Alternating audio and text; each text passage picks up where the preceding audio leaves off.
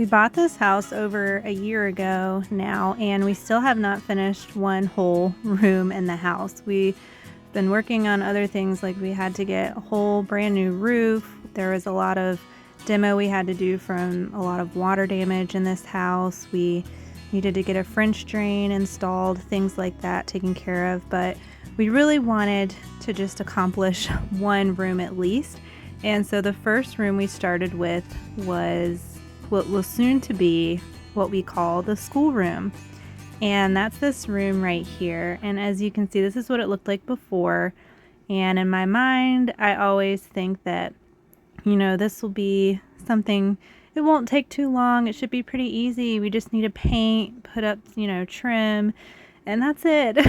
But I started taking down the wallpaper, and I went back and forth debating if I should just paint over the wallpaper, but I just did that at my mom's house, and I don't know, it looks okay, but it's not, painting over wallpaper is just not perfect, and it just you can always see the ridges through the paint.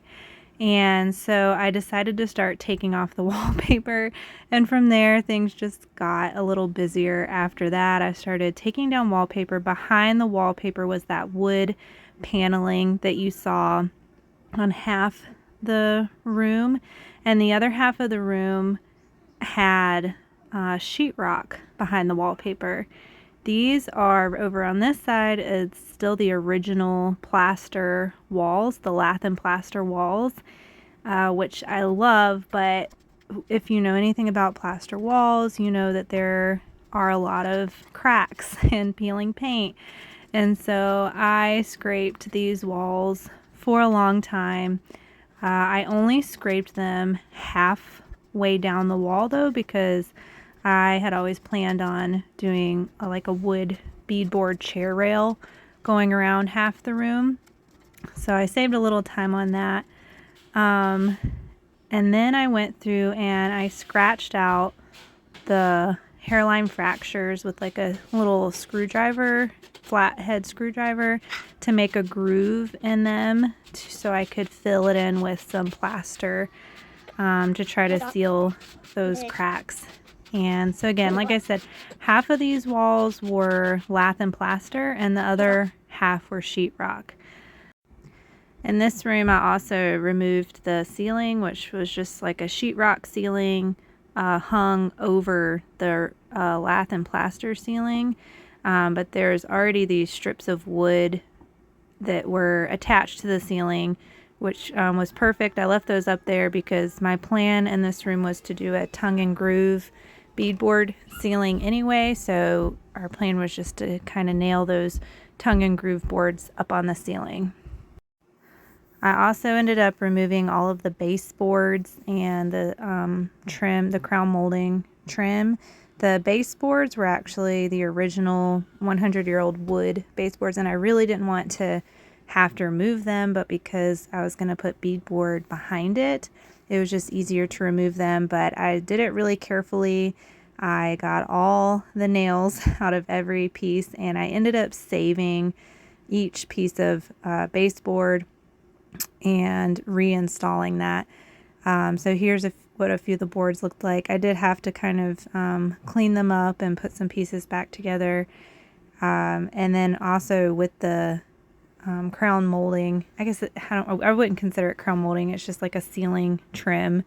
I also kept all of those. Those are the red pieces, and I saved those and I painted them the color that we were going to paint, and ended up using all of the same ceiling trim. So I didn't have to buy any baseboard or ceiling molding for this room at all. I did have to remove a lot of nails from the ceiling, from where the sheetrock was hung up there, and after I moved all those nails, then the tongue and groove was ready to be installed.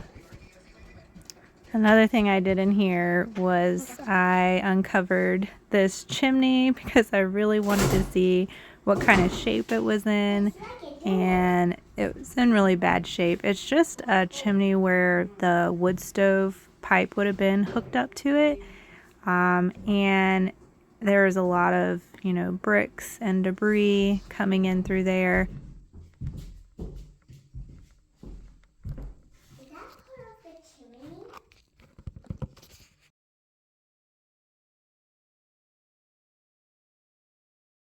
chimney? I was just going to like paint over that part of the chimney because it was all kind of plastered over, but then I started seeing brick through the plaster, and I'm really bad about just kind of picking at things and uncovering things without really having a good plan in place. And I know that's not always the smartest way to go about things, but I did start to uncover the plaster that was over this brick chimney, and at first I noticed it was in really bad shape. The brick is pretty crumbling, but I had already started, so I just went ahead and finished it, and I uncovered all of this, and it actually ended up looking really neat. So even if we don't end up using this chimney, which we hope to get it fixed at some point, I plan on fixing the mortar in between and resealing it to at least have it look nice in this room. And I know that electrical box to the right looks a little scary, but we actually just got a brand new box installed and hooked up, and so that white one is just all the old wires.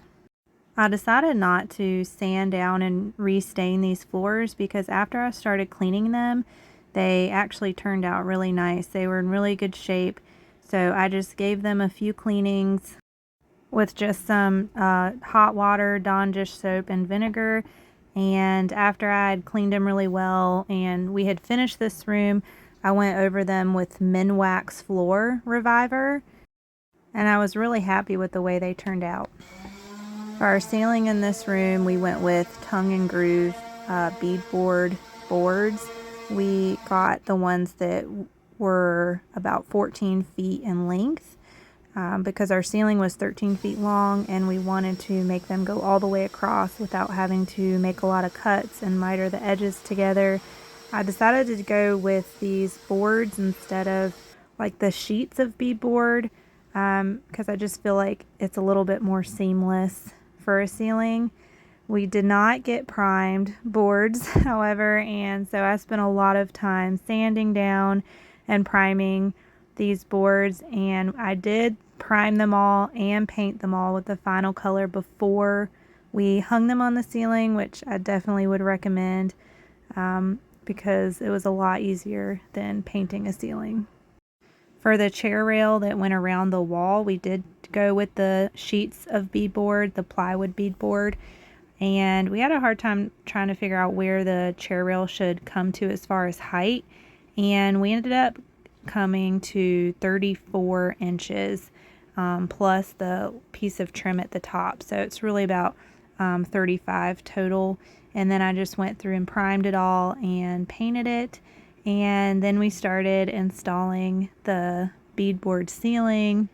I would recommend getting really straight boards for this. Of course, you want straight boards, but if you're not planning on cutting them down and you're going the full length across the ceiling, those straight boards are really important because there's definitely a few boards where we had to kind of really work with, but otherwise it was pretty easy going installing that, but definitely a two-person job. My daughter was filming here. It was definitely a two-person job to have one person on one end and another one on the other end. And for this ceiling, there really wasn't a ton of prep work because, like I had said before, when I took down that textured ceiling, the sheetrock ceiling that was there was already those strips of wood that were nailed in for that ceiling, and so we didn't have to, find any joists or anything. And the blue color that you see in this room is called Dutch Tile Blue by Sherwin-Williams, and I got it in a satin finish. So here's an example what this room looked like before.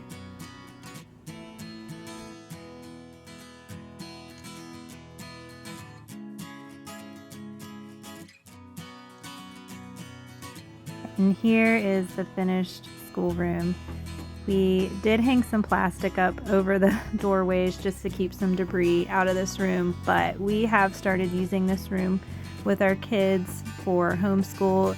It's really nice for us to, because we're living in our RV right now, so it's nice to be able to leave the camper and come into the house and finally use a part of this house.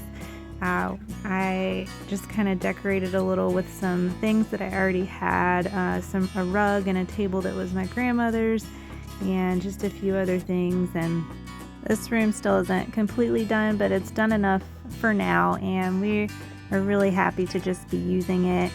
And yeah, we're actually really glad that this was the very first room in our house to have done.